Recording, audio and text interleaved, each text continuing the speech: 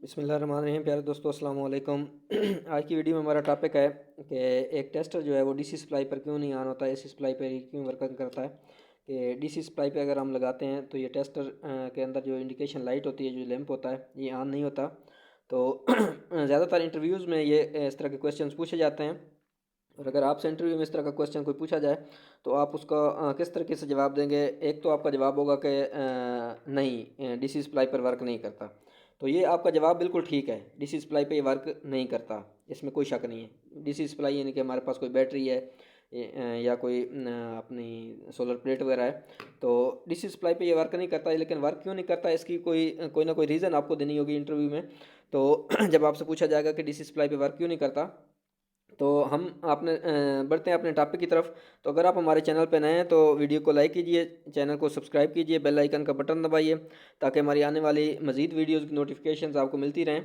तो दोस्तों शुरू करते हैं कि डीसी सप्लाई पर हमारा ये वर्क क्यों नहीं करता। तो इसकी सबसे बड़ी रीज़न क्या है कि डीसी सप्लाई में हमारा मैं आपको एक बैटरी की मिसाल दे रहा हूँ कि एक हमारे पास पॉजिटिव पॉइंट है, ये हमारे पास पॉजिटिव पॉइंट है और ये नेगेटिव पॉइंट है, ठीक है। तो टेस्टर को क्या चाहिए होता है, अगर आप इस सिरे को फेज़ के साथ कनेक्ट करते हैं तो यहाँ से आपको इसको ग्राउंड देना पड़ता है, जो ह्यूमन बॉडी का अर्थ होता है। तो होता क्या है कि जब हम इसको ये वाला इसका अर्थ पॉइंट है, ये जो आप पर नाप देख रहे हैं, तो ये अर्थ पॉइंट होता है। जैसे ही ये सिरा हम फेज़ के साथ टच करते हैं और इसको हम यहाँ से ग्राउंड देते हो तो ये हमारा एक जो पाथ है वो कंप्लीट हो जाता है। पाथ कैसे कंप्लीट होता है कि हमारा जो ट्रांसफार्मर होता है हमारे ट्रांसफार्मर की जो न्यूट्रल है उसको ग्राउंड किया होता है।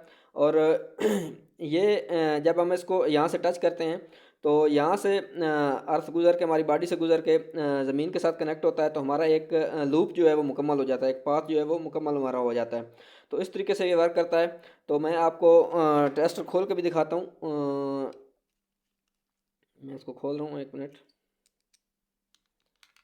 तो इसके अंदर होता क्या है, बैटरी को भी हम साइड पे कर देते हैं। ये चीज़ इसके अंदर ये आप देख रहे हैं कि ये एक हमारे पास नाब है इसकी, टेस्टर की निब है, जिसको हम जैसे हम स्क्रू वगैरह खोलते हैं। तो ये हमारे पास इंसुलेटेड एरिया होता है कि जब हम काम कर रहे हैं अगर हमारा यहाँ पर हाथ वगैरह टच हो जाए तो ये इलेक्ट्रिक शॉक से महफूज रहें। तो उसके अंदर क्या होता है कि एक ये रेजिस्टेंस होती है इसके अंदर, एक नियॉन बल्ब होता है और एक ये स्प्रिंग होता है। इस स्प्रिंग के ऊपर क्या होता है कि आपका ये अर्थ पॉइंट होता है, ये वाला जो ऊपर लगा होता है। ये मैंने आपको खोल के दिखा दिया, ये वाली चीज़, ठीक है जी। तो होता किस तरीके से, यहाँ से हमने फेस सप्लाई इन की और यहाँ हमारी आई इसके ऊपर बल्ब के ऊपर, और बल्ब के साथ हमने एक स्प्रिंग दिया हुआ है ताकि इसका जो कांटेक्ट है वो इस के साथ बन सके, जो अर्थ पॉइंट है इसके साथ। तो इसके लिए भी बेसिकली रीज़न ये है कि डीसी के अंदर आपका जो है वो इसका पाथ कंप्लीट नहीं होता और इसलिए ये डीसी पे वर्क नहीं करता। और इसमें सबसे बड़ी जो रीज़न है वो जो एक्चुअल रीज़न है वो रीज़न ये है कि ये जो आपको इंडिकेशन लाइट या बल्ब नज़र आ रहा है, इस बल्ब की ये खासियत होती है कि ये नियॉन नियॉन बल्ब होता है, इसके अंदर नियॉन गैस होती है।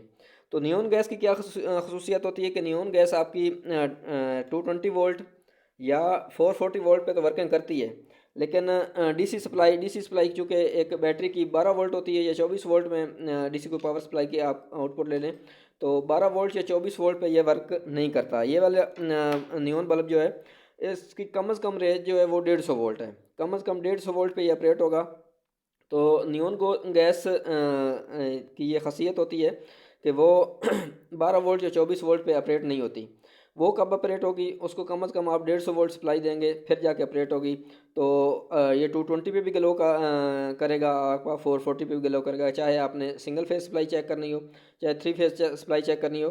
तो टेस्टर किसी भी इंडस्ट्री में या किसी आप घर में कह लें, किसी भी जगह पे आपको इसकी बहुत अच्छा ज़रूरत पड़ती है। बहुत कॉमन टूल है ये कोई भी सप्लाई चेक करने के लिए। आपने चाहे कोई वायर चेक करनी है, कहीं पर सप्लाई चेक करनी है कि सप्लाई आपकी आ रही है नहीं आ रही, तो आप सबसे पहले जो जिस टूल का यूज़ करते हैं वो टेस्टर का होता है। तो टेस्टर के बारे में आज मेरे एक दोस्त ने मुझसे सवाल किया था कि ये डीसी पे क्यों वर्क नहीं करता। तो ये मैंने कहा चलो सोचा इस पे भी एक वीडियो बना लेते हैं। तो ये आज की वीडियो में हमारा मकसद था। बेसिकली ये जो नियॉन बल्ब होता है इसके अंदर, इसकी खासियत ये होती है कि ये 12 वोल्ट या 24 वोल्ट पे वर्क नहीं करता। तो इंटरव्यू में अगर आपसे ये क्वेश्चन पूछा जाए तो उसका आपने यही रीज़न देनी है कि नियॉन बल्ब जो है वो 12 वोल्ट या 24 वोल्ट पे वर्क नहीं करता, ये कम से कम 150 वोल्ट पे वर्क करेगा और 220 या 440 वोल्ट पे तो वर्क करता ही करता है।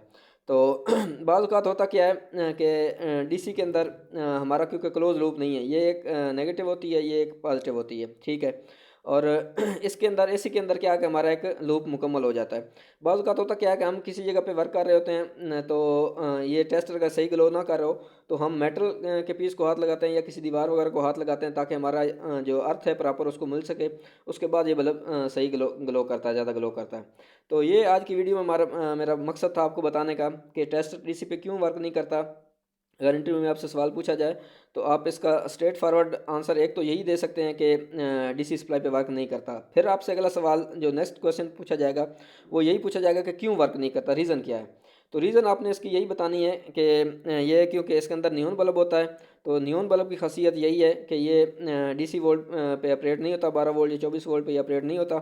ये कम से कम 150 वोल्ट पे ऑपरेट होगा और 220 पे तो होगा ही होगा। तो सबसे बड़ी इसकी रीज़न यही है। तो मिलते हैं नेक्स्ट वीडियो में नए टॉपिक के साथ। उम्मीद है आप दोस्तों को हमारी ये कोशिश पसंद आई होगी। अगर वीडियो पसंद आए तो वीडियो को लाइक कीजिए, दोस्तों के साथ शेयर कीजिए। वीडियो देखने के लिए बहुत बहुत शुक्रिया जी।